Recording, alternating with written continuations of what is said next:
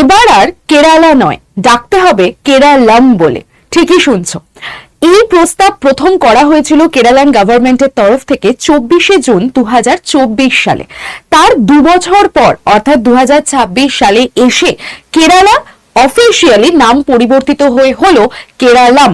এবং এটা মালায়ালাম ল্যাঙ্গুয়েজ আমাদের যে শিডিউলে রয়েছে, ঠিক ধরেছো, ভারতীয় কনস্টিটিউশনের আমাদের 8th শিডিউলে, সেখানেও কিন্তু এটি পরিবর্তিত হয়ে গেছে। গল্পটা কিন্তু 2024 সাল থেকে শুরু হয়নি, শুরু হয়েছে ভারতের স্বাধীনতা সংগ্রামের সময় থেকে। ভারত যখন স্বাধীন হয়, তারপর যখন স্টেট রিঅর্গানাইজেশন অ্যাক্ট আসে 1956 সালে, যেখানে ভাষার ভিত্তিতে রাজ্য তৈরি হবে এরকম প্রস্তাব করা হয়েছিল, তখন থেকেই কেরালাকে ইউনাইটেড কেরালা বলে সম্বোধন করা হবে এরকমই প্রস্তাব করার দাবি জানানো হয়েছিল।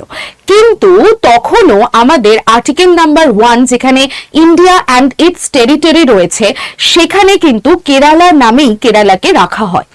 এবং এরপরে 1956 সালের সময়ও কেরালান গভর্নমেন্ট থেকে এই দাবি জানানো হয়েছিল।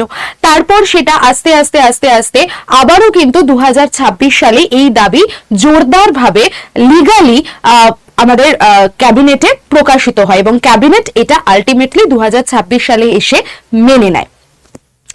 এই যে একটা স্টেটের নাম পরিবর্তন, এইটা কত নম্বর আর্টিকেলের মধ্যে রয়েছে সেটা তোমরা আমাকে প্রত্যেকে কমেন্ট করে জানাবে।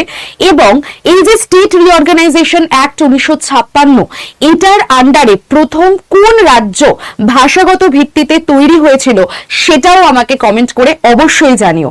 আর আজকের সেশনটা যদি ইনফরমেটিভ লাগে তাহলে অবশ্যই লাইক করে দিও, শেয়ার করে দিও। আর চ্যানেলটাকে এরকমই আরো ইন্টারেস্টিং ফ্যাক্ট জানতে হলে অবশ্যই সাবস্ক্রাইব করে রাখো।